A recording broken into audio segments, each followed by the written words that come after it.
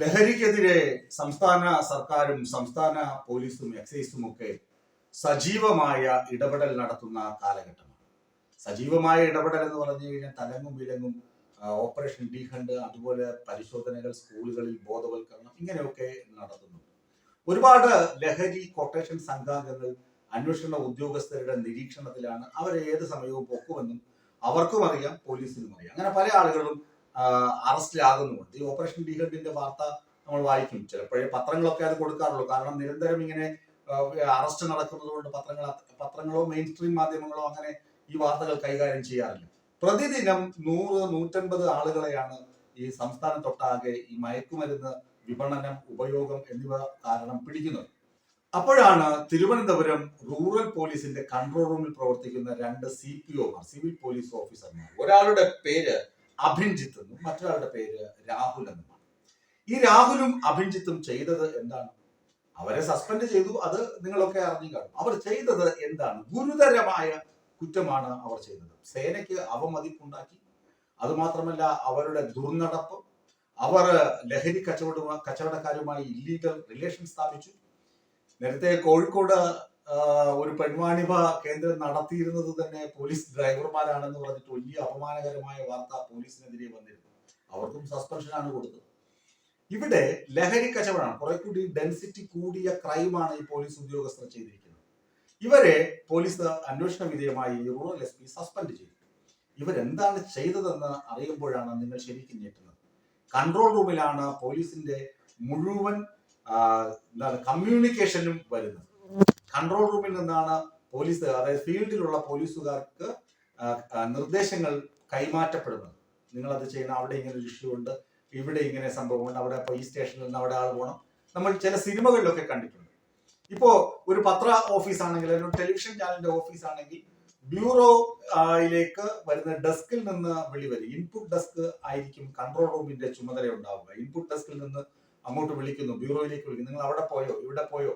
അങ്ങനെ ഈ 14 ജില്ലകളിലെയും കോർഡിനേറ്റ് ചെയ്യുന്നത് ഇൻപുട്ട് ഡെസ്ക് ആയിരിക്കും. അതുപോലെയാണ് പോലീസിന്റെ കൺട്രോൾ റൂം. റൂറൽ എന്ന് പറഞ്ഞു കഴിഞ്ഞാൽ സിറ്റി പോലീസിനേക്കാൾ കുറെ കൂടി, സിറ്റിയിലെ കൺട്രോൾ റൂമിനേക്കാൾ അല്ലെങ്കിൽ കമ്മീഷൻ ഓഫീസിലൊക്കെ ബന്ധിപ്പിച്ചിരിക്കുന്ന കൺട്രോൾ റൂമിനേക്കാൾ കുറെ കൂടി ഏരിയ, വാസ്റ്റ് ആയിട്ടുള്ള ഏരിയ റൂറൽ പോലീസിന് കൈകാര്യം ചെയ്യേണ്ടി വരും. സിറ്റി പോലെയല്ല. റൂറൽ പോലീസിന് കൈകാര്യം ചെയ്യേണ്ട മേഖല വലുതാണ്.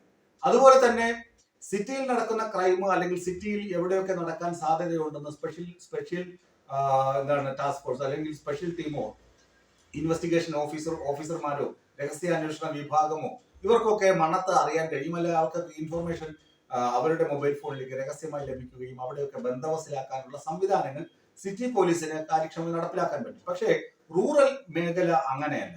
പരിചയസമ്പന്നരായ പോലീസുകാരും ആ മേഖലയെ കുറിച്ച് നല്ല ധാരണയുള്ള പോലീസുകാരും ഉണ്ടെങ്കിൽ ഒരു പക്ഷേ എങ്കിൽ ഈസിയാണ്. അല്ലെങ്കിൽ ഇത് കുറച്ച് കഠിനമായ സംഭവം തന്നെയാണ്. റൂറൽ മേഖലയിലെ ക്രൈം നിയന്ത്രിക്കുക, അല്ലെങ്കിൽ കുറ്റവാളികളെ പെട്ടെന്ന് കണ്ടെത്തുക, ഇല്ലീഗൽ ബിസിനസ്സുകൾ പിടികൂടുക എന്നൊക്കെ പറയുന്നത്. കാരണം വിവരം ലഭിക്കുന്നത് വളരെ കുറവായിരിക്കും. വിവരം ലഭിച്ചിട്ട് പോലീസ് ഓപ്പറേഷന് ഒരുങ്ങുമ്പോൾ ഈ വിവരം കുറ്റവാളികൾക്ക് ചോർത്തി കൊടുത്താലോ എന്തായിരിക്കും അവസ്ഥ? കാരണം കണ്ണിൽ എണ്ണയൊഴിച്ച് കാത്തിരുന്ന ശേഷമാണ് ഒരു ടിപ്പ് ഇൻഫർമേഷൻ, ഒരു കുഞ്ഞ് ഇൻഫർമേഷൻ ലഭിക്കുന്നത്. ആ ഇൻഫർമേഷൻ ലഭിച്ച റൂറൽ SPയുടെ അനുമതിയോടുകൂടി ടീം ഫോം ചെയ്ത് ആ ഭാഗത്തേക്ക് അവർ ഫോഴ്സ് പോകുകയും അവരെ കോംബ് ചെയ്ത് അവരിങ്ങനെ പിടികൂടാനൊക്കെ ശ്രമിക്കുകയും ചെയ്യുമ്പോൾ അവർക്ക്, ഈ പ്രതികൾക്ക്, മയക്കുമരുന്ന് ഇടപാടുകാർക്ക്, കച്ചവടക്കാർക്ക്, ഉപയോഗിക്കുന്ന ആളുകൾക്ക് ഇൻഫർമേഷൻ പോയാൽ പോലീസ് വരുന്നു, നിങ്ങൾ രക്ഷപ്പെട്ടോ എന്ന് പറഞ്ഞ് ഇൻഫർമേഷൻ കിട്ടിക്കഴിഞ്ഞാൽ കുറ്റവാളികളെ രക്ഷപ്പെട്ടു, പിടിക്കാൻ കഴിയുകയില്ല. അങ്ങനെ രഹസ്യാന്വേഷണ വിഭാഗവും പോലീസിന്റെ ഇന്റേണൽ സംവിധാനങ്ങൾ ഉപയോഗിച്ച് അന്വേഷിച്ചു. എന്തുകൊണ്ടാകും ഇത് ഇങ്ങനെ അവരറിയുന്നത്? നമുക്ക് കൃത്യ ഇൻഫർമേഷൻ കിട്ടി, നമ്മൾ അവിടെ എത്തുന്നതിന് മുന്നേ തന്നെ ആ പ്രതികൾ രക്ഷപ്പെട്ടു പോയി. ഇത് എന്തുകൊണ്ടാകും സംഭവിച്ചത് എന്ന വലിയ അന്വേഷണത്തിന്റെ ഭാഗമായി പോലീസുകാർ തന്നെ നിരീക്ഷിച്ചപ്പോഴാണ് ഈ അഭിൻജിത്തും രാഹുലും കൂടുന്നത്. അവർ കൺട്രോൾ റൂമിൽ വരുന്ന വയർലെസ് സെറ്റ് വഴി വരുന്ന സന്ദേശങ്ങൾ, അവർക്ക് ലഭിക്കുന്ന സന്ദേശങ്ങൾ അവരെന്ത് ചെയ്യുന്നു? നേരെ അവർക്ക് വേണ്ടപ്പെട്ട കൊട്ടേഷൻ ടീമുകളെ അറിയിക്കുന്നു, നിങ്ങൾ രക്ഷപ്പെട്ടോളൂ, ഇതാ ഇപ്പൊ പിടി വീഴും, അങ്ങനെ രക്ഷപ്പെടുത്തുന്നു. ഈ കണ്ടെത്തലിനെ തുടർന്നാണ് ഇവരെ സസ്പെൻഡ് ചെയ്തതെന്നാണ് അറിയാൻ കഴിയുന്നത്. അപ്പോ ഇവര് ഈ കാശിനു വേണ്ടി എന്തൊക്കെ വിവരങ്ങൾ മറച്ചു കൊടുത്തിട്ടുണ്ടാകും?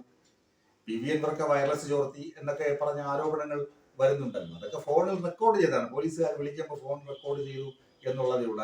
അതിനപ്പുറത്തേക്കൊന്നും സംഭവിച്ചിട്ടില്ലെന്നാണ് അന്വേഷണ സംഘം തന്നെ പറയുന്നത്. പക്ഷേ പോലീസ് കൺട്രോൾ റൂമിൽ നിന്ന് തന്നെ വയർലെസ്സിൽ വരുന്ന സന്ദേശങ്ങൾ കുറ്റവാളികൾക്ക് കൈമാറുകയാണെങ്കിൽ ഇതേ വ്യക്തികൾ തന്നെ അല്ലെങ്കിൽ മറ്റേതെങ്കിലും വ്യക്തികൾ തന്നെ എന്തൊക്കെ രഹസ്യ വിവരങ്ങൾ ഇതുപോലെ കുറ്റവാളികൾക്ക് അല്ലെങ്കിൽ അവരുടെ വേണ്ടപ്പെട്ടവർക്ക് കൊടുത്തിട്ടുണ്ടാകാം. ഇത് വലിയ സുരക്ഷാ വീഴ്ചയെ തന്നെയാണ് കാണിക്കുന്നത്. അതുകൊണ്ടാണ് ഈ രണ്ടുപേരുടെ സസ്പെൻഷൻ എന്ന് പറയുന്നത്. ലഹരി ഇടപാടുമായി ബന്ധപ്പെട്ട് രണ്ടുപേരെ സസ്പെൻഡ് ചെയ്തു എന്ന് പറഞ്ഞ വാർത്ത ചുരുങ്ങിപ്പോകുമ്പോൾ ഇതിനകത്തുള്ള വലിയ ഇഷ്യൂ രാജ്യസുരക്ഷയെയും നമ്മുടെ സംസ്ഥാനത്തിന്റെ സുരക്ഷയെയും ബാധിക്കുന്ന എത്ര രഹസ്യ വിവരങ്ങൾ കൈമാറ്റം ചെയ്യപ്പെട്ടിട്ടുണ്ടാകാം.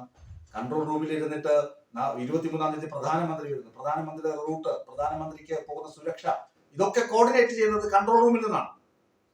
മറ്റു സുരക്ഷാ ഏജൻസികളൊക്കെ ഉണ്ടെങ്കിലും കൺട്രോൾ റൂമാണ് അതിന്റെ അവസാന ഭാഗം. അവിടെയാണ് നമ്മുടെ തലച്ചോറ് പോലെ ഏറ്റവും പ്രധാനപ്പെട്ട ഭാഗം അതാണ്. അപ്പൊ അവിടെ നിന്ന് രഹസ്യ വിവരങ്ങളൊക്കെ ചോർത്തിയാൽ ഇത് വളരെ വളരെ കാര്യമായി പോലീസുകാർ അന്വേഷിക്കേണ്ട കേസാണ്. ഇത് രാജ്യസുരക്ഷയെ ബാധിക്കുന്ന സംഭവം തന്നെയാണ്. സസ്പെൻഷനിൽ ഒതുക്കുകയല്ല വേണ്ടത്, ഇവരെയൊക്കെ സേനയിൽ നിന്ന് ഡിസ്മിസ് ചെയ്യുകയാണ് വേണ്ടത്. കാരണം അത്രമാത്രം ഗുരുതരമായ കുറ്റമാണ് ഇവർ ചെയ്തിട്ടുള്ളത് എന്നതാണ് വാസ്തവം.